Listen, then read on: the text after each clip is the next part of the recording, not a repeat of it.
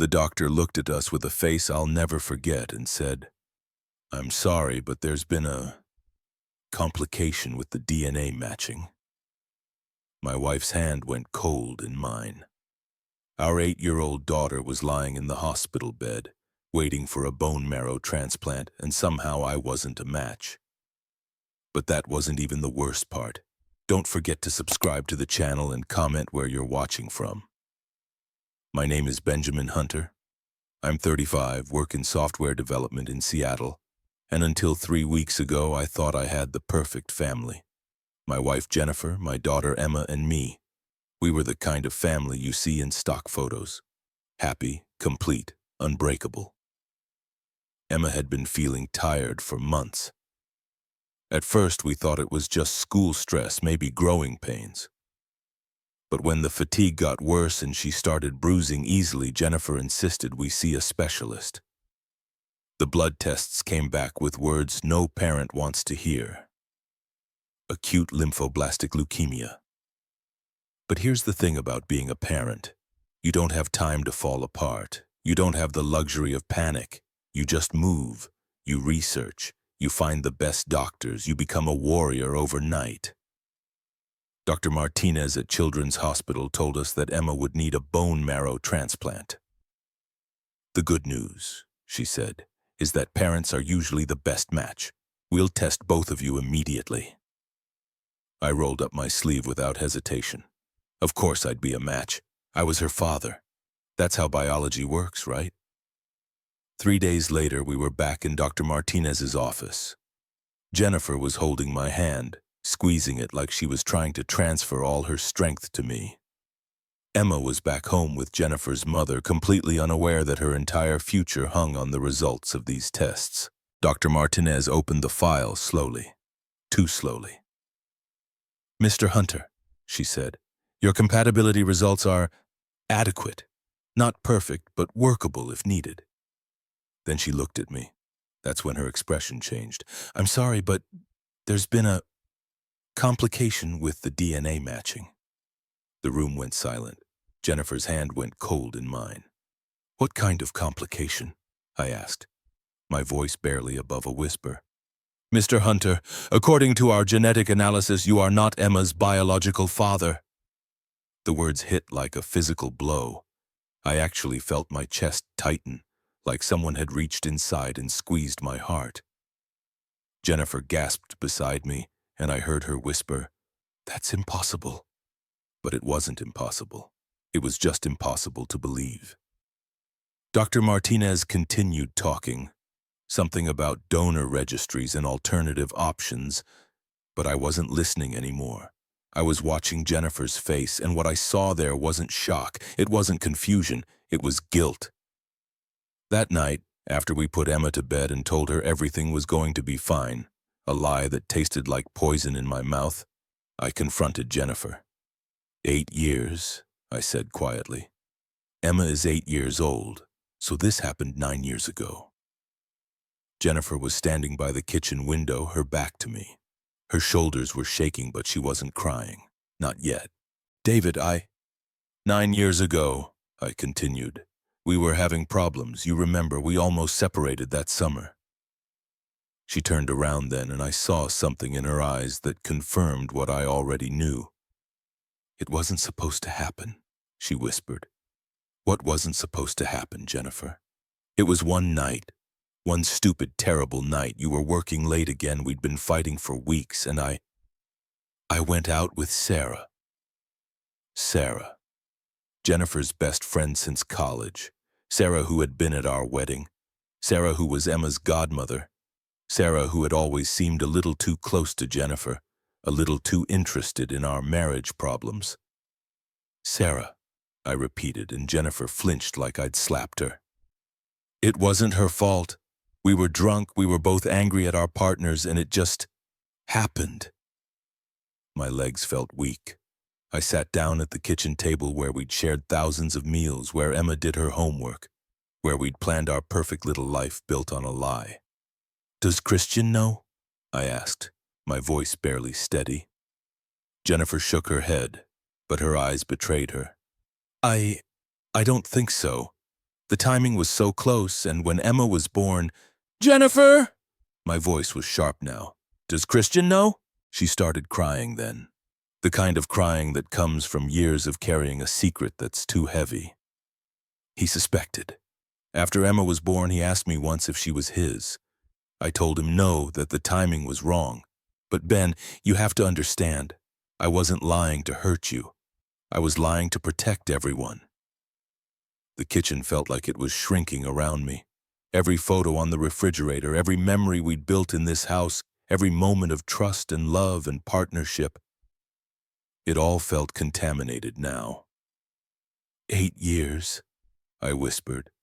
"For 8 years you let me love her, let me be her father, knowing she might not be mine. And Christian, my best friend, he's been around this whole time watching me raise his daughter." I looked at my wife, this woman I'd loved for 12 years, married for 10, built a life with, and realized I didn't know her at all. The next morning, Emma came down for breakfast, completely oblivious to the fact that her world had been turned upside down overnight. She hugged me the same way she always did, called me daddy with the same bright smile, asked if I could help her with her math homework later. I held her a little tighter than usual, because no matter what some DNA test said, no matter what Jennifer had done, Emma was still my daughter. She was still the little girl who used to fall asleep on my chest, who cheered at my terrible dad jokes, who chose me for every father-daughter dance at school. But I needed answers, and I needed them before we moved forward with her treatment. I called Christian that afternoon. My hands were shaking as I dialed his number, the same number I'd called 1,000 times for everything from work problems to weekend plans. Now I was calling to ask if he was my daughter's biological father. We met at the marina where we used to go fishing on weekends.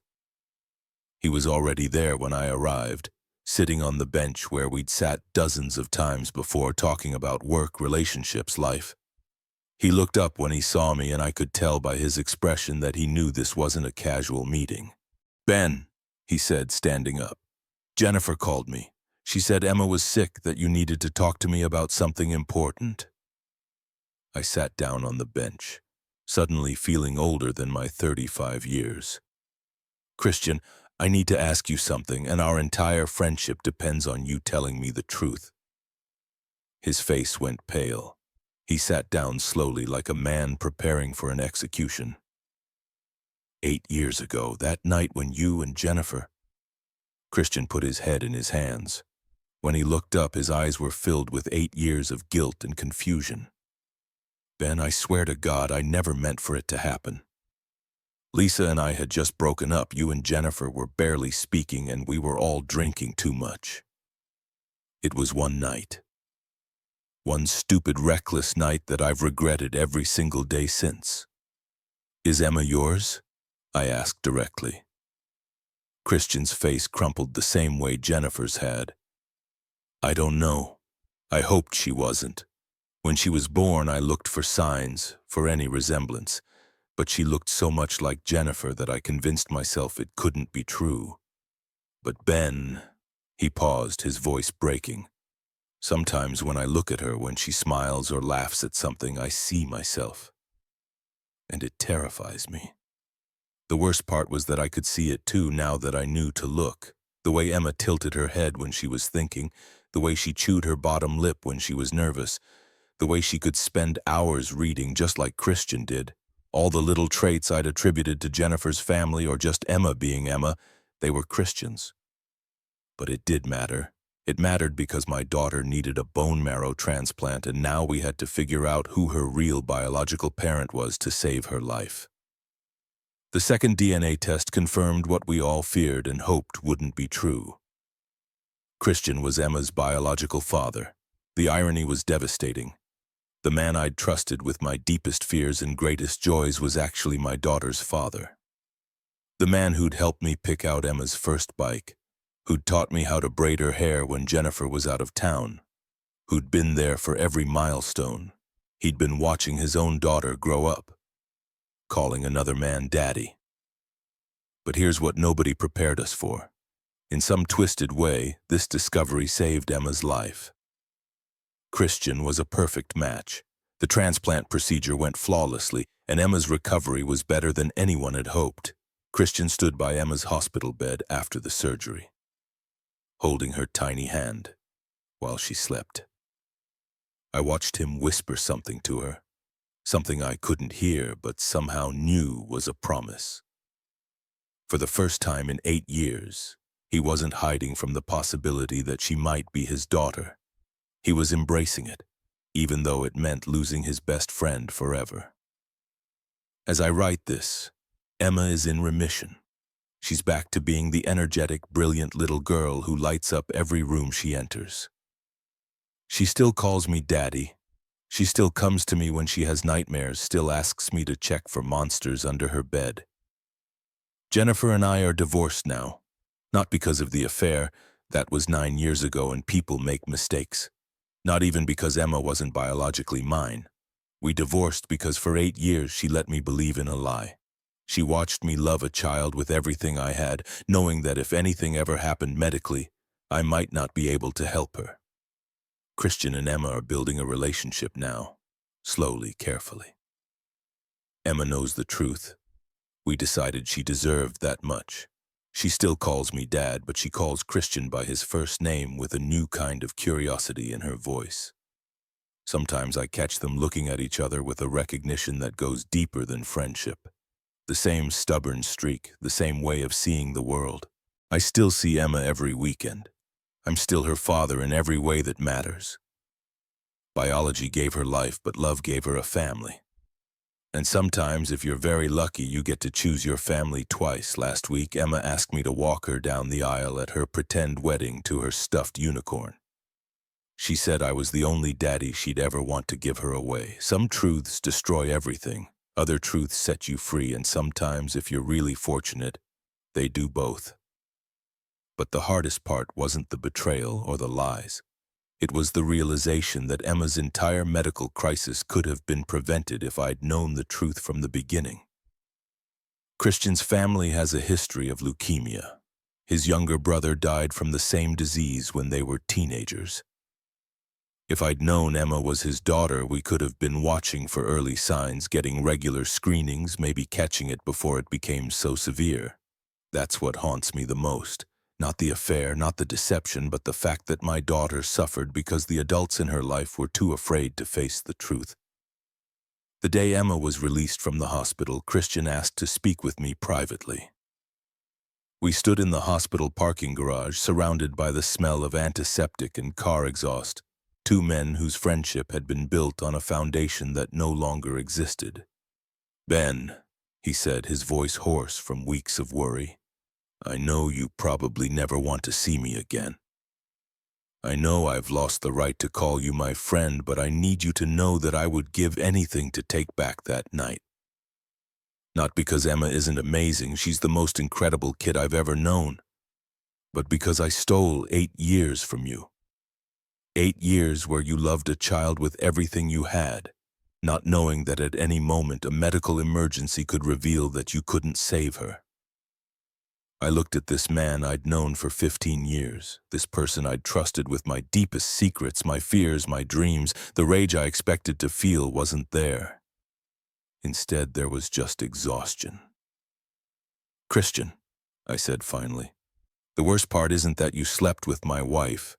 The worst part is that for 8 years, every time you looked at Emma, you saw the possibility that she was yours, and you said nothing. You watched me struggle through every fever, every scraped knee, every parent-teacher conference, knowing that if something serious ever happened, I might not be able to help her." He nodded, tears streaming down his face. I know, and I'll have to live with that for the rest of my life." 3 months later, at Emma's 9th birthday party, I watched Christian push her on the swing set he'd helped me build in our backyard 2 years earlier. Jennifer had moved out by then, and we were navigating co-parenting while finalizing our divorce. But Emma deserved to have both her biological parents in her life, even if it meant I had to share the role I'd always thought was mine alone. "Higher, Christian!" Emma called out, laughing as she soared through the air. "I want to touch the clouds!" And for the first time since this whole nightmare began, I smiled. Because watching Emma laugh, really laugh, after everything she'd been through was worth more than worth more than my anger, worth more than the friendship I'd lost. If you've ever felt like the ground shifted beneath your feet, if you've ever had to redefine what family means to you, or if you've simply stayed with me through this entire story, just comment "family is choice" below. Because at the end of the day, that's what I learned. Family isn't about DNA, it's about showing up. It's about choosing to love someone even when the whole world tells you they're not yours. Emma is mine. She always was and she always will be. The DNA test didn't change that. It just gave us a different story to tell.